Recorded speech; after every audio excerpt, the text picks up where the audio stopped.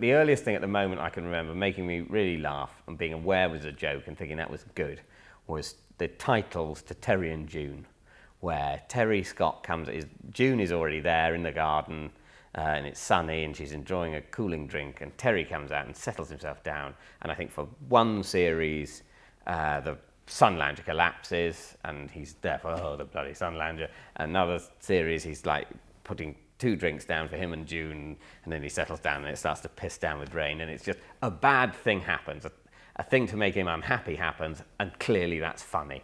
And I remember thinking, that's lovely, that's brilliant, that's wicked, in the old sense of wicked rather than in the sense cool.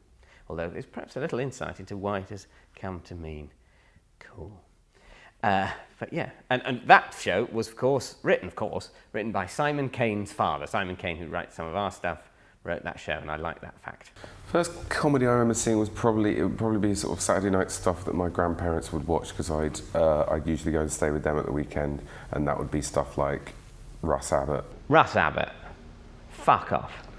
Cannon and Ball. Little and Large was shit. Cannon and Ball was shit. The excellent sitcom That's My Boy, starring Mrs. Slocum and that bloke. Yeah, first comedy I actually enjoyed. Well, I sort of enjoyed all that at the time. I thought that was all fine. Sort of, you know, when you're too young to understand humour, even that of Cannon and Ball, you know, sort of everyone else is sort of laughing, you kind of go, oh, no. You're laughing, okay, right. Ha ha ha, you sort of join in. Can't remember any jokes in Cannon and Ball, just them being on in the studio set, sort of vaguely bickering and thinking, not understanding, and thinking less of myself at the time. I remember one funny bit from Cannon and Ball. There were probably loads, but one that sticks in my mind, and they that opening thing, they come down some steps at the foot of a stage, and at this time, it didn't always happen. They were pros, they only did it once, but Bobby kept on walking, because they'd normally meet and then turn and come out to the audience, and Bobby kept on walking down while still. That was really funny. I defy anyone not to find that funny. In fact, when I get home, I'm going to YouTube that and see if it won't be on YouTube, will it? Anyway, that was all funny. I remember watching Spies Like Us 3 times. I definitely overrated that, but it is nevertheless quite funny. And I've seen it as it were, as an adult. And there's a very funny bit where they're pretending to be doctors, and then they're just leaving a tent full of doctors. And they're just saying goodbye to all the doctors. Doctor, doctor, doctor, doctor. Every doctor has to say doctor in farewell to every other doctor. And it's very funny because they say doctor a lot and they're not doctors. I thought carry-on films were funny, and no carry-on film is funny. I think I affected to laugh at carry-on films, but I don't think I ever really thought they were funny. I just thought you were supposed to laugh, and it scandalised one's parents and therefore became funnier. But what I was actually laughing at were my parents' affectations of being offended rather than anything in those films, because they are terrible. Even the ones they say are funny, especially the ones they say are funny, because you watch them and you think, oh, this is the funny one. It's not. None of them are. The first time I remember seeing something that I knew was definitely funny, and I was really laughing for my own sake in a room where no one else was The Young Ones. And my mum and stepdad were just going like that, and I was screaming. I just couldn't believe that they were allowed to say these things. When I absolutely first saw an episode of Monty Python's Flying Circus, I thought, this is scary and wrong and I don't understand it. And then I didn't see it for about, I don't know how old I was then, maybe about 10. And I didn't see it for about a year. And then I got it and I liked it. And it was probably the difference was when I saw it later on, I'd heard a lot of talk about it and realised it was something you were supposed to like, so I was better disposed towards it. But repeats of Python were, I mean, I know David saw a lot of that. I saw a few bits and bobs, and I was going, oh, it's that bloke from Fawlty Towers, but he seems to be doing something different. And it never really quite did it for me. I mean, the best Python sketches are fantastic, but I can't watch a whole half an hour of that TV series without thinking, well, that's not as good as everyone said it is. I was slightly obsessed with Monty Python for a few years. That and Blackadder and then the Goon Show. First time I listened to it, I thought that's a bit weird. But then got into it. And then it becomes a thing you're into that your parents aren't into, and you have a bit of ownership over it. The young ones and the early shows that get forgotten a bit, like I Kick Up the 80s and Laugh, I Nearly Paid My Licence Fee, and I sort of want to include Not the 9 O'Clock News. I know that was an older generation, but I saw some early ones of that. And then Fry and Laurie and Blackadder and Friday Night Live and Saturday Live. That whole generation, that whole generation was the sort of big deal for me. So I had a few Monty Python videos I'd bought myself, and I copied like the records onto tape from friends, which is, you know, the 1980s equivalent of torrenting, I suppose, but took a bit more effort actually. And I didn't buy loads of their stuff. I thought I was really keen. It's a bit like when you go to university and you sort of think, yeah, I was a Star Wars fan, and then you meet people who really were, and they blow you out of the water, who just can recite the entire film. And you sort of say, well, I'm not going to mention Star Wars much. It's just the film I enjoyed. I was very impressed by Victoria Wood, and I think I did a few school assemblies and stuff. Every now and again, you're allowed to do what you like, and I did a couple of her monologues. You could see the technique in someone like Rowan Atkinson's performance in Blackadder, the way he drew laughs out of an audience. I just specifically remember there was a bit where the Prince Regent's trying to persuade him to do something, and he basically bribes him. Goes, I'll give you an extra 1,000 guineas a month, and that's the 3 stages. And then Blackadder goes, okay, what do you need me to do, or something like that. But I remember seeing, and it was incredibly quick. I'll give you another 1,000 guineas a month. And what Rowan Atkinson did during that was the laughs he got for not agreeing. It was just 3 gestures. I can't remember the first one, but he made it very clear he's not interested on the first one. And then the second time, he looks at his. I think maybe it's both with the hand. I think there's certainly at one point he does that, just like inspecting his nails, and gets a huge laugh out of the audience. And the idea of him not wanting to play ball is sort of a bit funny. But it became very clear to me that the laugh came from him having done exactly the right gesture with his hand. Almost every sketch that I wrote was a pretty self-conscious rip-off of what I'd seen on Fry and Laurie that week. I mean, down to actual lines. I wrote a sketch that was supposed to be about something else, but it involved a teacher saying, I'm not professing to be any great judge of poetry, Peter. I'm an English teacher, not a homosexual. And that was just lifted. It was just wholesale larceny.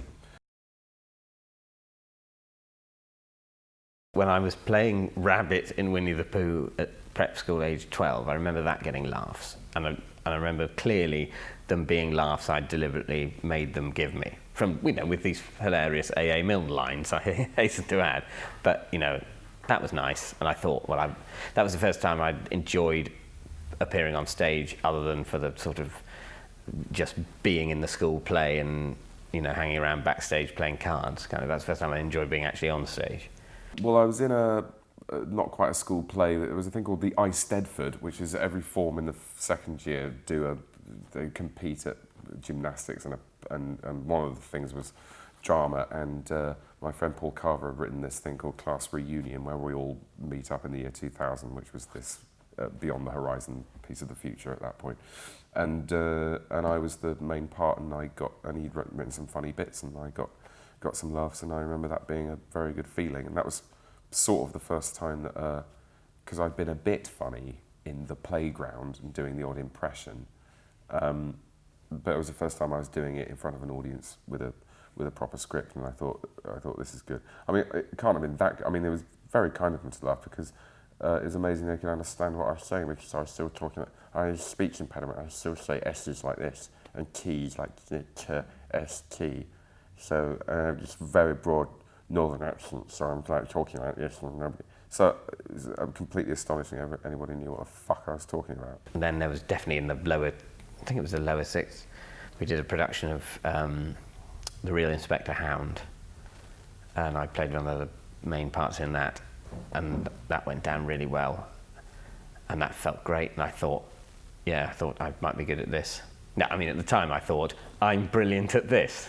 But then that confidence gets somewhat commuted by subsequent failures. I knew that I wanted to be a sort of comedy writer-performer, hopefully on the telly, from the age of about 13 or 14. It was that weird. And then by the time I got to Cambridge, I think I was really, really focused on it, because I thought I was sort of funny at school, and then I knew that Footlights would have attracted other people who wanted to do the same things, and I wanted to see whether I was any good compared to them, and it turned out I was all right. The first sketch show I sort of wrote a lot of stuff for was in my first year at Cambridge. It was this show called Go to Work on an Egg, and that was a sort of moment of really, we're getting loads of laughs for this show, and we've completely, there's no help from A.A. Milne or Tom Stoppard here. This is our stuff. And then, obviously the first show with Rob, where we hadn't even been bothered to learn our own stuff, and we got loads of laughs. And that was a terrible lesson, in that it didn't teach us that you're supposed to work hard and prepare. It taught us that sometimes you don't bother and everything works out brilliantly anyway. I don't know. I think they think I make a living now, and a good one, so they're relieved. I don't know. It's got to the point where they're so fucking sycophantic that they might just be laughing because I'm off the telly, and they're so impressed that I kind of go, I'll have a gin and tonic, please, and they just fall around. I think that's why they're laughing.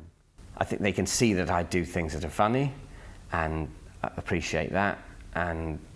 But with something like Peep Show, they'd never watch that without if I wasn't in it. That's totally not their cup of tea, but at the same time they do watch it, and they can see it's in its own genre, it is good, and they recognise the jokes, and I think enjoy them. I think my brothers would probably like the odd episode of the sketch show and the odd episode of Peep Show. My dad wouldn't like either. I don't think he'd really like them if I weren't in them. He does like the radio show, because that's basically respectable, and he can tell his friends down the Conservative Club that his youngest is in that. But I don't think it's possible for them to know whether they think I'm funny. What they do is they thought, oh no, he's going into an incredibly unstable profession. Why did we bother sending him to moderately posh schools and encouraging him to work hard for him to piss it all away at this job at which he's statistically extremely unlikely to succeed? So that was their first thought, and then their second thought was, oh, he seems to be succeeding. Oh, brilliant, what a relief, we're very happy for him.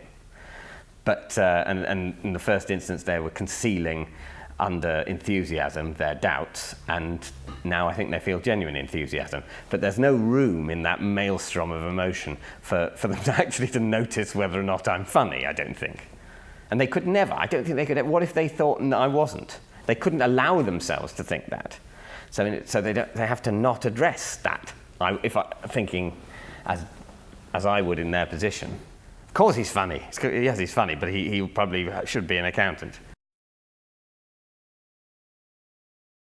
There was quite a big moment. I mean, quite a big moment for me. It was a great moment. Was my first year at Cambridge. Footlights do these evenings of sort of informal cabaret called Smokers, and when you do that for the first time, you bring along a bit of stand-up or a monologue, or you found some people to do a sketch with that you write yourself. And if you're doing that for the first time, that's called the Virgin Smoker.